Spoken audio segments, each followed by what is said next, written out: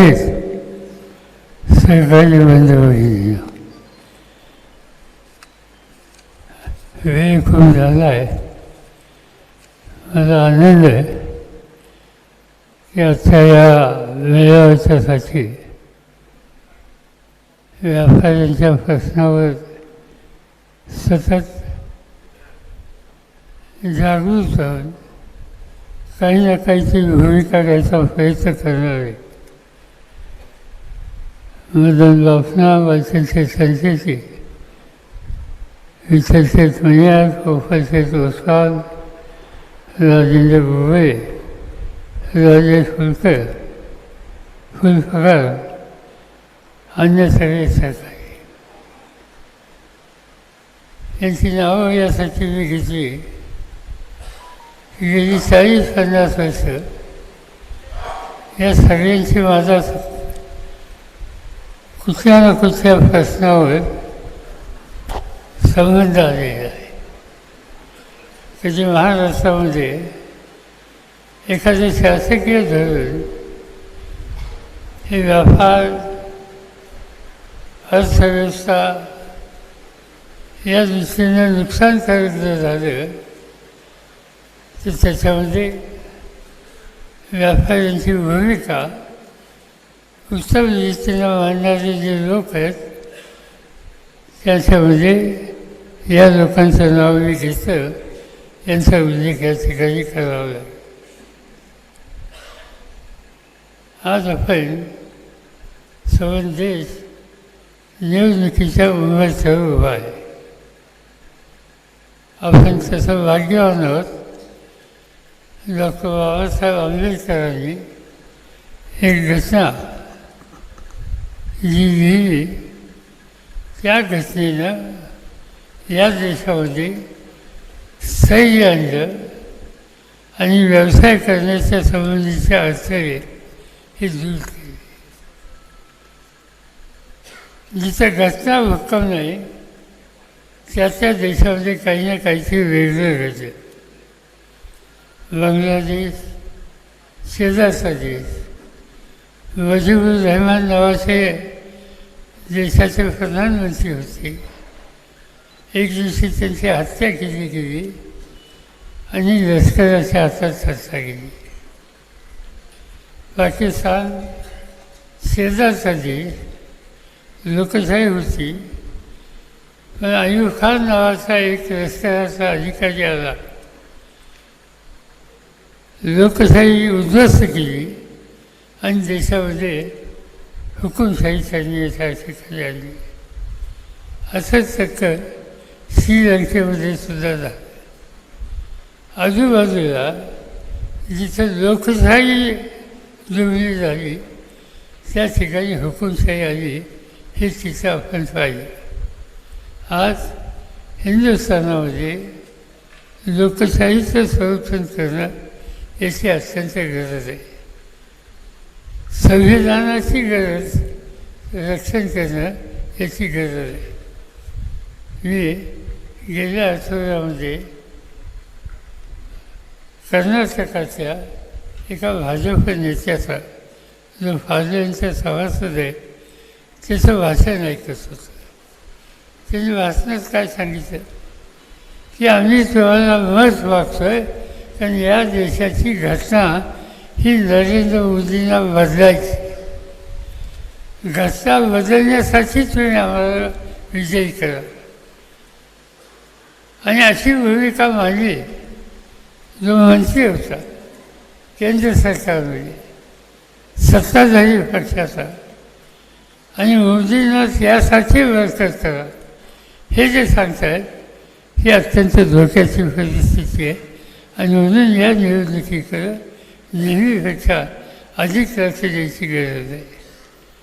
अनेक धोरणं असलेली आणि ती धोरणं त्याच्यात सातत्य नाही. त्याचा उल्लेख या ठिकाणी आत्ताच केला गेला. बारामतीमध्ये शेती हा महत्त्वाचा उद्योग. शेतीमध्ये ऊसाचा धंदा हा मोठा धंदा. आज काय चित्र दिसतं आहे, जगातील 2 नंबरचं साखर उत्पादन हे भारतामध्ये होतं. आणि भारताचं 2 नंबरचं उत्पादन हे महाराष्ट्रात होतं. काय धोरण आखली? ऊसाची किंमत वाढली, आनंद आहे, पण साखरेचं काय? साखर ही दुनियामध्ये पाठवली पाहिजे. निर्यातीचं धोरण आखलं आणि एका दिवशी सांगून टाकलं की उद्यापासून निर्यातीला बंदी. आज निर्यातीला बंदी आहे. उत्पादन वाढवायचं, शेतकऱ्याला 2 पैसे राहण्याची खात्री द्यायची आणि जो माल तयार करतो त्याच्या विक्रीला बंधन आणायची. आज हे काम त्या ठिकाणी केलेलं. याचा उल्लेख या ठिकाणी केला की आपण बारामतीमध्ये नुसती साखर केली नाही, आपण साखर केली, आपण वीज तयार केली, आपण इथेनॉल तयार केलं, नवीन नवीन पदार्थ आपण या ठिकाणी तयार करतो आहे आणि त्याचं मार्केट हे मिळेल कसं याची काळजी करतो आहे. मार्केट मिळालं की उत्पादकाला 2 पैसे आणि उत्पादकाच्या हातात 2 पैसे तो व्यापार वाढले आणि म्हणून हा निकाल घेतला. सरकारने इथेनॉलचे कारखाने उभे करायला परवानगी दिली. लोकांनी बँकेचं कर्ज काढले, कारखाने उभे केले, काही उभे होत आहेत आणि आत्ता ऑर्डर काढून टाकली की साखरेपासून इथेनॉल करणं आजपासून बंद. म्हणजे तुम्ही सांगताय, प्रधानमंत्री भाषण करतायत इथेनॉल करा, त्यासाठी कारखानदारी करा. प्रधानमंत्र्यावर लोकांनी विश्वास ठेवला, कर्ज काढलं, कारखानदारी उभी केली आणि आता आमच्या त्याच्यावर बंदी. कसा हा व्यवसाय, कसा व्यवहार करायचा? आज ऊसाची किंमत कमी, याचा अर्थ शेतकऱ्यांचं पेमेंट कमी आणि शेतकऱ्यांचं पेमेंट कमी, याचा अर्थ अर्थव्यवस्था डुबण्याची प्रक्रिया आज ही सुरू झालेली आहे. आज देशाच्या समोर महत्त्वाचे प्रश्न आहेत. महागाईच्या संबंधित, बेकारीच्या संदर्भात हजारो हात असे आहेत की जे कामाच्यासाठी असूचलेले पण कामाची संधी मिळत नाही. आणि असं असताना या गोष्टीकडे लक्ष हे किती दिलं जातं? याच्याकडे लक्ष नाही.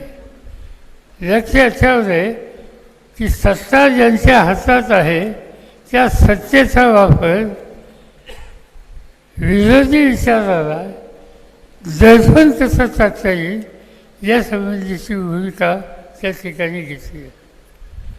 झारखंड नावाचं राज्य, आदिवासींचं राज्य, काही तक्रार आली मुख्यमंत्र्याच्याबद्दल, त्याचा कधी चौकशी केली आणि आज त्या मुख्यमंत्र्याला अटक करून तुरुंगात टाकलं.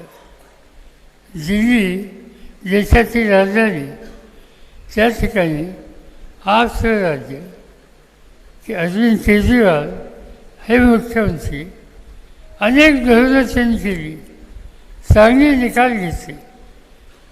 आम्ही सगळ्यांनी दिल्लीमध्ये अनेक वेळेला त्यांची कामं पाहिली.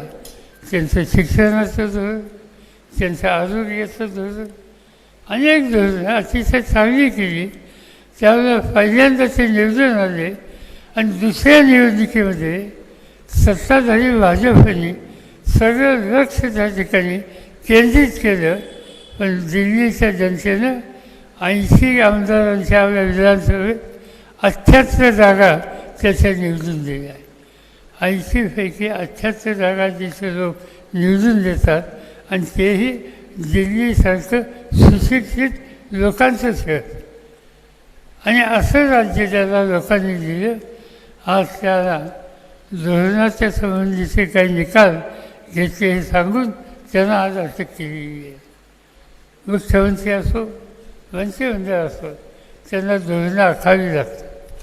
मग ते शिक्षणाचं धोरण असेल, ते उद्योगधंद्याचं धोरण असेल, इथं ही जी अल्कोहोल आणि त्यासंबंधीची पॉलिसी त्याच्याबद्दलचं धोरण आहे.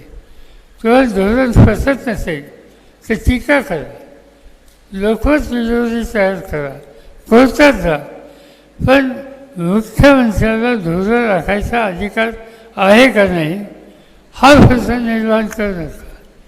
अरविंद केजरीवालनी धोरण ठरवलं ते यांना फसलं नाही, त्याच्यावर खचले, त्यांना तुरुंगात माहिती नाही किती दिवस जायचं. आज राज्याच्या मुख्यमंत्र्यांना तुरुंगात टाकायला लागले तर बाकीच्यांचं काय? अरविंद केजरीवालच्या मंत्रिमंडळाचे 2 मंत्री आज तुरुंगात आहेत, गेले वर्षभर तुरुंगात आहेत. याच्यासाठी सत्तेचा वापर, सत्ता ही विकासासाठी करायची असते म्हणतात, सत्ता ही अर्थव्यवस्था मजबूत करण्याच्यासाठी ही खऱ्या अर्थानं करायची असते. आणि त्याचे जे जे घटक आहेत, मग ती शेती असेल, तो उद्योग असेल, ते शिक्षण असेल, ते आरोग्य असेल, त्या प्रत्येक क्षेत्रामध्ये काही ना काहीतरी करून लोकांचं जीवन बदलेल कसं त्याची खबरदारी आज घेण्याची गरज आहे. आणि नेमक्या या प्रश्नाकडं मोदी साहेबांचे लक्ष आहे. मोदी साहेब बोलतात खूप, सांगतात दिल्लीमध्ये, पार्लमेंटमध्ये कधी त्यांचं भाषण असतं, विरोधकांना चुकतात, पण मला चुकत नाही. मी आणि 1-2-3 लोकांच्याबद्दल काहीतरी चांगलं बोलतो, त्याची मला भयंकर काळजी वाटते. कारण ते एकदा त्यांनी सांगितलं, बारामती सांगितलं की शरद पवारांचं भूल धरून मी राजकारणात. आज जे काही त्यांचं राजकारण चाललेलं आहे ते माझ्या विचारांनी नाही. माझं भूल धरून मी असलं काम कधी करणार नाही. जो भूल धरतो त्याची नक्की भूमिका काय हे मी तपासून घेईन.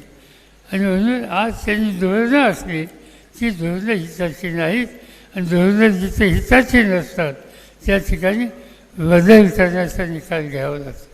आणि तो बदल करायचा असेल तर मतदान, आणि ती मतदानाची संधी आज तुम्हाला सगळ्यांना मिळाली.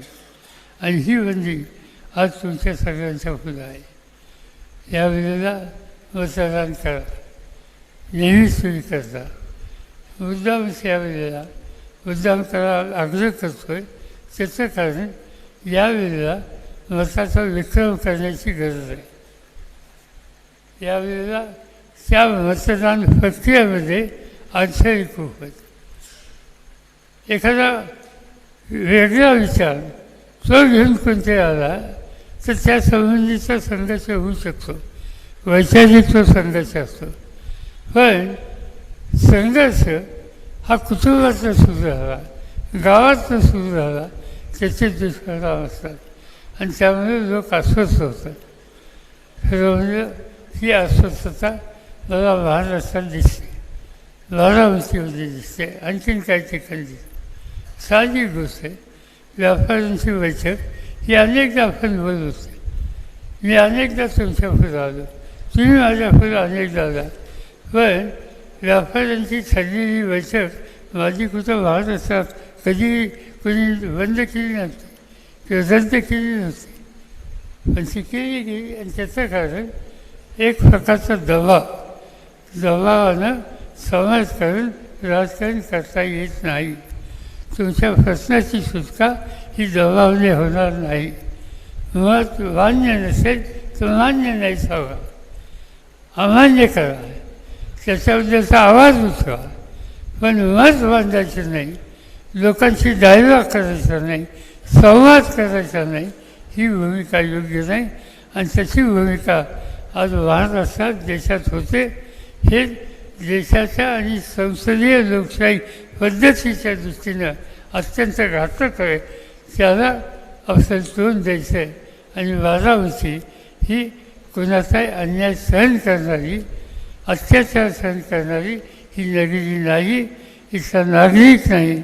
आणि त्यासाठी तुम्हाला एकदा जागं करावं याच हेतूनं मला तुमच्याशी संवाद साधायचा होता. मी काय अधिक बोलून वेळ घेऊ इच्छित नाही. निवडणूक आहे, सुफियासारखी उमेदवार आहे, त्यांचा परफॉर्मन्स काय हे आधीच्या वक्त्यांनी सांगितलं, देशाच्या राष्ट्रपतींनी सांगितलं, पार्लमेंटमध्ये सांगितलं. आज पार्लमेंटमध्ये सातत्यानं हजर राहून भूमिका मांडणारे ज्या खासदारांची ओळख केली जाते त्या 544 खासदारामध्ये पहिले 2 जे खासदार आहेत त्याच्यामध्ये तुमच्या खासदाराचं नाव येतं. आणि म्हणून आज 12 वर्षीचा नावलौकिक संबंध देशाच्या संसदेमध्ये निर्माण करण्याची खबरदारी ज्यांनी घेतली असा उमेदवार या ठिकाणी असेल तर त्याला मोठ्या मतांनी विजयी करणं ही आपली जबाबदारी आहे, लोकशाहीचं कर्तव्य आहे. ते तुम्ही कराल अशाच प्रकारची अपेक्षा या ठिकाणी करतो. वेळ खूप झाला आहे, त्यामुळे अधिक न बोलता हे काम तुम्ही करावे. मला आठवतं आहे 67 साली पहिल्यांदा मी निवडणुकीला उभं राहिलो. तरुण होतो, संघर्ष होता. पण बारामतीच्या व्यापारी असोसिएशनने एक स्वतंत्र संच केला, एक गाडी केली आणि तालुक्यातल्या सगळ्या गावी ज्याचा ज्याच्याशी संबंध आहे त्या सगळ्यांशी सुसंवाद केला आणि माझा प्रचार केला होता. लातू शहा किती लोकांची नावं सांगतात ती, माणिकलाल तुळजाभवानी, अनेक लोक आहेत. या सगळ्या लोकांनी निवडणुकीमध्ये पुढाकार घेतला. नुसता मेळावा घेतला नाही, गावोगाव जाऊन सांगितलं की आपल्याला बारामतीचं समाजकारण राजकारण बदलायचं असेल तर या तरुण माणसाच्या मागं उभं राहा. आणि हा प्रचार डॉक्टर लोकांनी केला, व्यापाऱ्यांनी केला, वकील लोकांनी केला, राजकारणात नाहीत त्या सगळ्यांनी केला. आणि त्याचा परिणाम आज 56 वर्ष देशाच्या पार्लमेंट किंवा विधिमंडळामध्ये मी जाऊ शकलो त्याचं 100% श्रेय त्या काळात ज्यांनी पाया घातला त्या व्यापाऱ्यांनी आणि अन्य घटकांनी जे काही योगदान दिलं त्यामुळे झालेलं आहे. आणि म्हणून तुमच्याकडून माझी अपेक्षा ही आहे, तुम्ही मतदान कराल त्याचा आनंद आहे, पण तेवढंच काम नव्हे. आजची देशाची परिस्थिती ही पाहता जे बदल करायचे ते लोकांना जाऊन सांगणं आणि लोकांचं जनमत तयार करणं याच्यातसुद्धा तुम्ही लोकांनी पुढाकार घ्यायची गरज आहे. ती तुम्ही घ्यावी एवढी सूचना या ठिकाणी करतो. माझी